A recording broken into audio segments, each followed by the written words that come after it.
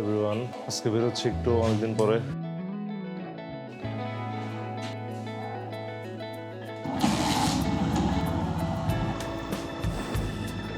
আজকে যাচ্ছি পাকুটিয়া জমিদার বাড়ি, যেটা মানিকগঞ্জ এবং টাঙ্গাইলের মাঝামাঝি অবস্থানে অবস্থিত। ও বাবা, আপনি এগুলো শুরু করেছেন কবে থেকে? অনেক আগে থেকে যাচ্ছি একটু পাকুটিয়া। আর কেউ বারণটা কর, আর কোন আর কেউ বারণটা করবার লাগে? 5:30 রিহার্সেল, 10 টাকা আমাকে সাইকেল দিন। আরে খুচরা নাই আমার কাছে। ঠিক আছে, কিনার দিয়ে যায় না, আমার যদি না নিয়ে যান আটকিয়া পাকুট গিওর যাব। হ্যাঁ এই মাসেই যাব গিওর। ওকে। আর তারপরে পাকুটিয়া যাব। উপরগুলো দিয়েই দোকান। আমরা এখন আছি ধামরাই বাজারে। আরে জ্যাম রে, রিক্সার জ্যাম। আমরা এখন ধামরাই বাজার ক্রস করলাম। এখন হচ্ছে একটা লিঙ্ক রুট আছে ধামরাই থেকে কালামপুর পর্যন্ত। এটা একটা সরু রাস্তা, তারপরে একদম হাইওয়ে রাস্তা। সাটুরিয়া 19 কিলো। আজকে 14 ডিসেম্বর, রবিবার। এখন বাজে 4টা বিকেল। আমরা যাচ্ছি পাকুটিয়া জমিদার বাড়ি ধামরাই থেকে। সো আপনারা যারা ঢাকা থেকে আসতে চান তারা সহজেই আসতে পারবেন। ঢাকা গাবতলী, হেমায়তপুর, এইদিকে অনেকেই স্মৃতিসৌধ চিনেন। নবীনগর, ধামরাই স্মৃতিসৌধ থেকে, নবীনগর স্মৃতিসৌধ থেকে মানিকগঞ্জের দিকে যাইতে 3-4 কিলো পরে ধামরাই। ধামরাইয়ের ভিতর দিয়ে এটা হচ্ছে লিঙ্ক রোড, ভিতর দিয়ে একটা রাস্তা কালামপুর পর্যন্ত এটা। তারপর হচ্ছে কালামপুর থেকে পাকুটিয়া পর্যন্ত একদম হাইওয়ে হয়ে গেছে। আগে যেটা অনেক সরু একটা রাস্তা ছিল, এরকমই চিকন। এই জায়গাটা সকাল ভোরে আসতে পারলে অনেক ভালো লাগে, অনেক কুয়াশা থাকে নদীর পাশে। ওইটাই কইতাছি, পোস্টার লাগায় কি অবস্থা।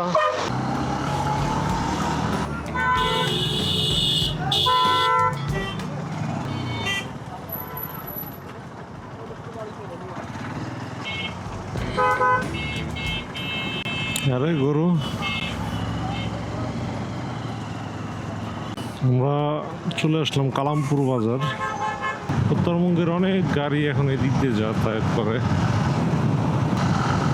এদিকে হাইওয়ে যাওয়ার কারণে রাস্তার আশেপাশে অনেক নতুন নতুন ফ্যাক্টরি, মিল, কারখানা হচ্ছে।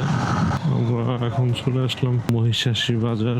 এখানে মাঝখানে কিছু জায়গা কাজ এখনো বাকি আছে, কারণ সামনে একটা ব্রিজ আছে। ব্রিজটা হয়ে গেলে আমরা বাম পাশে যে দোকানপাটগুলো দেখতে পাচ্ছি, মার্কেট, সেগুলো ভাঙা হবে এবং রাস্তা অনেক বড় করা হবে এখানে। সো যেহেতু ব্রিজ এখনো কমপ্লিট হয় নাই, এই কারণে এখনো মার্কেটটা ভাঙা হয়নি। অলমোস্ট হয়ে গেছে, কিছু কাজ বাকি আছে দেখতে পাচ্ছেন বাম পাশে। দই খাবি? দই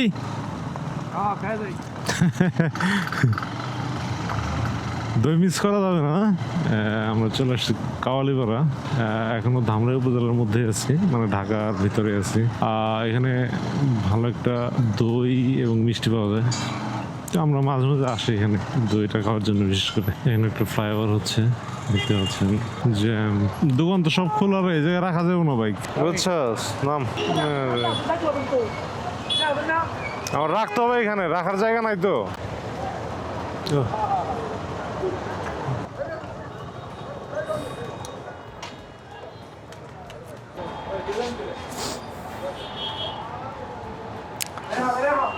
হচ্ছে মিষ্টির দোকান, দইয়ের দোকান।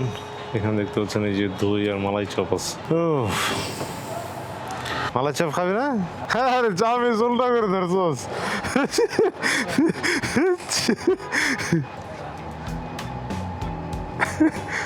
হ্যালো দর্শক, আপনারা দেখতে পাচ্ছেন গ্রামীণ জীবনের কিছু প্রয়োজনীয় জিনিসপত্র, হাতে বানানো জিনিস। পাটি, এটার নাম কি? পলো? এটার নাম কি? হাজি, ঝাড়ু, এটা কি?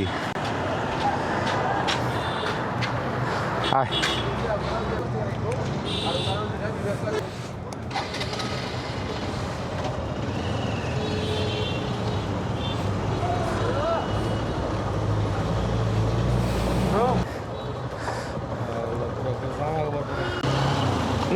দোলা রে। আমরা এখনো তো ক্রম করলাম কাওয়ালিপাড়া বাজার। রাস্তার আগে চাইতে অনেক ভালো হয়ে গেছে। এখন আসলে অবশ্যই মজা পাবেন। সাটুরিয়া বালিয়াটি জমিদার বাড়ি আছে, এরপরে হচ্ছে ওখান থেকে আরেকটু দূরে আছে পাকুটিয়া জমিদার বাড়ি।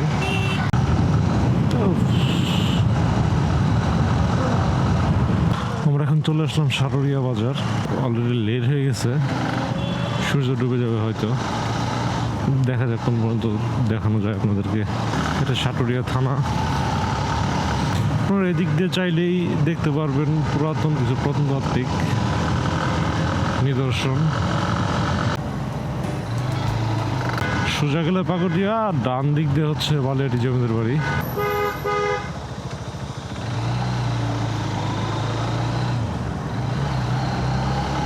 এদিকে দুই পাশে গাছপালা ছিল অনেক।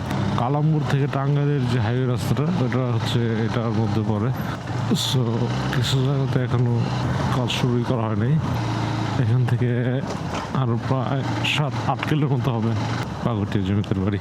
বলো দেখি কোথায় যাই, কোথায় গেলে শান্তি পাই। এই যে সামনে একটা ব্রিজ আছে, বাইপাস করে দিচ্ছে সড়ক। ওফ,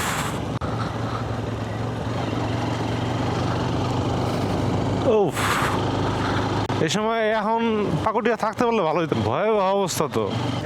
ও সেই রে, সুন্দর। আরে পোলাপান খেলতেছে।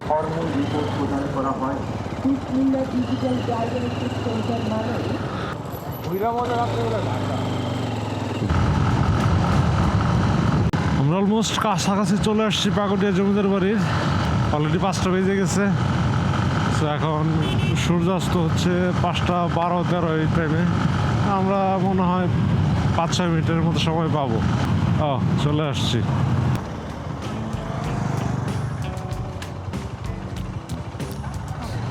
এই হচ্ছে পাকুটিয়া বৃন্দাবন চন্দ্র রাধা গোবিন্দ কলেজ, যেটা আগে জমিদার বাড়ি ছিল।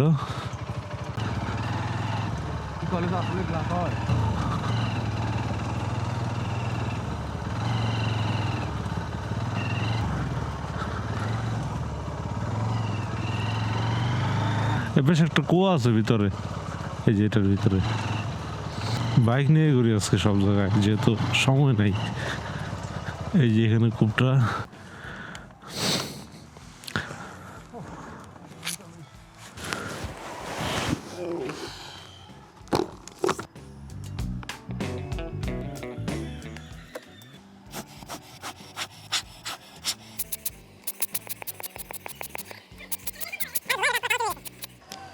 অ্যাকশন ক্যামেরাতে ছবি তুলব।